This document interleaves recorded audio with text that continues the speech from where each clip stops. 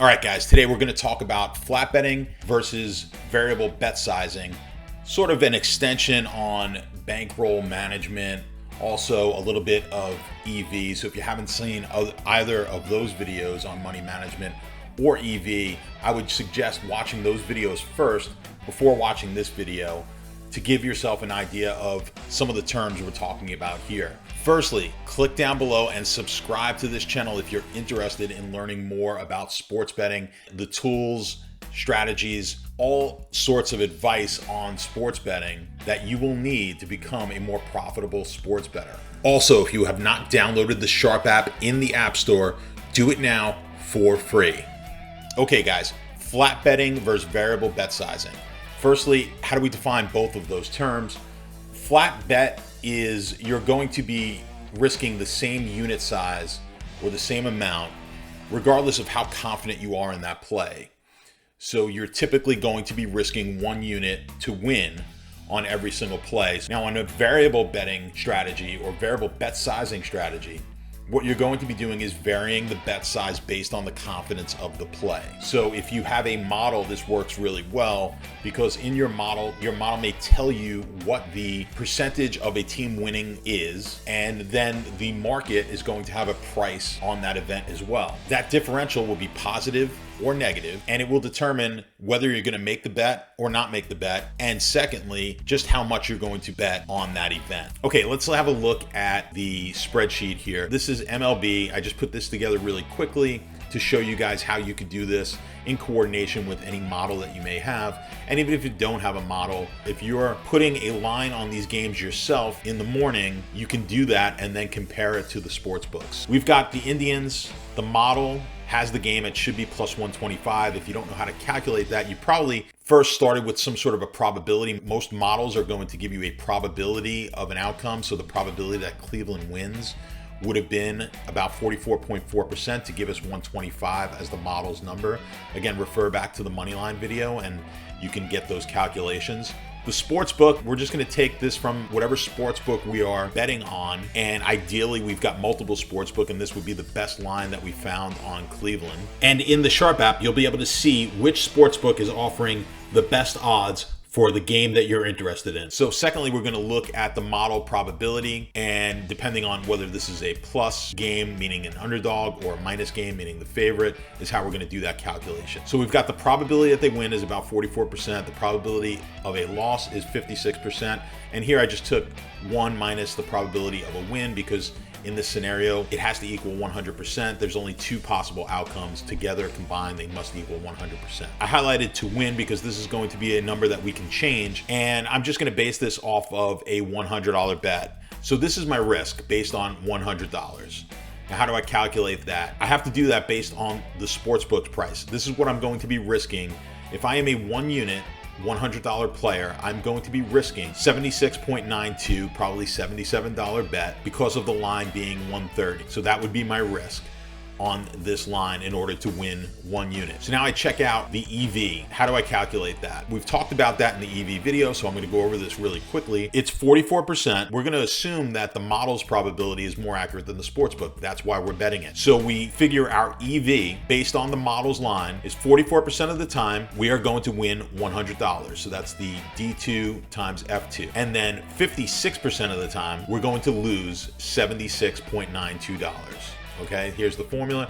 So G2 is the 76.92. That's the risk that we're taking. E2 is the probability that we lose. So 56% of the time we lose 76.92. Now, based on these numbers, with our model, if our model is accurate, we can expect to make $1.71 every time we make this bet. So obviously we will not make $1.71 exactly. We're either going to win 100 or lose 76.92. But over time, we can expect to win $1.71 if we make $100 to-win bets on this exact bet. So I calculate my potential ROI, my return on investment, as how much I'm going to get back on average, which is $1.71. Okay, so that's the B5 is $1.71. And then I'm taking the absolute value of the risk, which is G2. And I get a 2.2% potential return on investment. Now, I typically like to look for 5% on this number here, this potential ROI or better before I place a bet. And the reason for that is I want to give myself a little bit of room. The model is not going to be 100% accurate.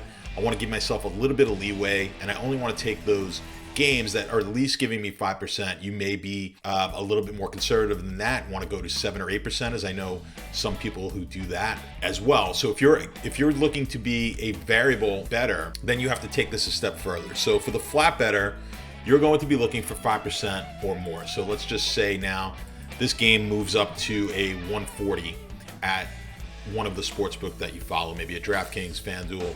You can find this game now for 140. Your model's not changing. Let's assume your model hasn't changed. The pitcher hasn't changed in this game. There is no major lineup changes. So the model stays at 125. For some reason, the sportsbook moves to 140, and now you've got a 6.7% return or potential return on your investment.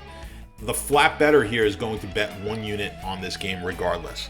It hit your 5% minimum before you're going to place a bet, and then you're going to go ahead and let's assume you're a $100 bettor. You're going to place a bet now for $71.43. If you notice now that amount has changed, your risk amount has changed, which is what is making this potential ROI increase. You now do not have to risk as much as this line moves up. If it moves up to 150, my risk is now only 66.67. Assuming your model is more accurate than the sports book, you're getting to risk less and less for the same probability of a win. So let's just go back to the 140 example here at the sportsbook. So we now have a 6.7 potential ROI, assuming our model is accurate. Okay, so I've got these fields hidden here, and let's just open them up. If we were looking to variable bet, how can we do that? There's a multitude of ways. I'm going to show you a very basic way here to do it, but let's stick to the 5% minimum that we want to see on our potential ROI and start with that as being our base.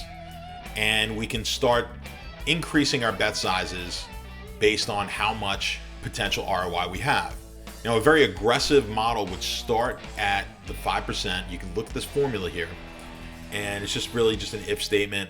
First thing we're looking for is if the potential ROI is greater than 5%. If that is actually true, we're going to just multiply 1 by B6, which is the potential ROI. We'll divide that by 0.05, because at 0.05 or 5%, we're risking 1 unit.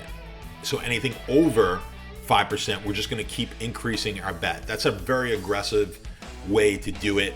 As you can see, we're only at 6.7%, and we're already risking 1.33 units. So the moderate, all I did was take that same formula and divide it by 2. So we're actually going to be risking less than a unit. We're going to be risking a half a unit if we reach that 5% threshold, and then we'll increase it from there on the moderate one. And then the low, we're going to risk 1/3 of a unit when we hit that 5% threshold, and then increase incrementally from that point on. These are just 3 ways to do it. Obviously, you can change these numbers. You can make it a quarter, 0.75. I mean, any way, obviously, that you want to go about this. There's other ways to do it. You can just strictly stick to 1 unit at anything between 5 and 10%, move up to 1.5 units at anything over 10%, up to 15%, and then move to 2 units between 15% and 20%. You can do something like that, which is slightly aggressive as well. You could do that same exact strategy and divide it by 2 and give yourself a little bit more of a moderate system. As you can see, there's a lot of ways to do it, but I want to kind of show you exactly how you can go about calculating that. So obviously you'd have to have a model or use this number if you are good at projecting the probability of a game yourself, which is very difficult to do. But if you put those numbers on yourself, this is a good way to practice, and you can figure out what your line would be, compare it to the sports book, do a simple little Excel spreadsheet like this, and then figure out what your bet sizes would be. Now, we can change this to show you if your unit size is going to be $100, it's probably going to stay at $100 for the foreseeable future. But if you're winning, you want to increase your unit size. Now your unit size moves up to 115. You'll see that my risk is going to increase. Obviously, the risk and the to win amount on each of these is going to increase. But what doesn't change is potential ROI. It's going to stay at 6.7%. Now my EV is going to keep increasing as I increase these numbers. If I go up to $500, my EV is now 23.81, but my potential ROI is not going to change because It's based on a percentage of the risk. So this number doesn't change regardless. So this would work for someone who's a $10 bettor or a $1,000 bettor. They're going to do the same. It's all relative to the amounts that you're betting and the risk that you're willing to take, your bankroll, your unit sizes, etc. All right, so why would we do variable bet sizing as opposed to flat bet sizing? Well, for one, if you have a model that's accurate, I would strongly suggest looking at variable bet sizing, because the more accurate the model is, the more you're going to want to put on games where you have an edge. You'll see this in blackjack. If you know anything about card counting, what card counters do is bet small until the deck is now in their favor, and then they shove the bets up to a higher bet size. This is one of the signs that the casinos look for when trying to spot a card counter, which is also why card counters work in teams, because when the card count reaches a certain level that is beneficial to the player, that player who is sitting at the game is usually playing a very small amount of money. They signal over to the partner, who now comes in and plays for a large sum of money, and that's where they try to take advantage of that deck. So a variable bet strategy in sports would work in a similar fashion. We're going to want to increase our bets when we've got the house at a disadvantage, and we have them at a disadvantage based on our model. So the more accurate the model is, of course, the more aggressive you can be with your bet sizing and your variable bet sizing.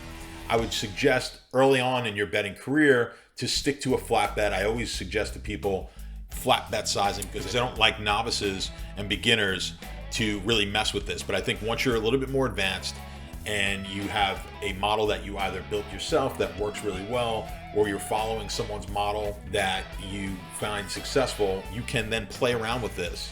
All right, you should have a pretty good idea now what the differences are between flat betting and variable betting and bet sizing. So again, use your judgment here on how aggressive you want to be. I would always suggest being more conservative early on in your betting life, and then becoming a little bit more aggressive as you get more comfortable, as your models get better, as you trust what it is that you're doing and you understand the game better. As always, we want to stay in the game as long as possible. With that means proper money management, and money management coincides here with what we're talking about, flat betting versus variable betting.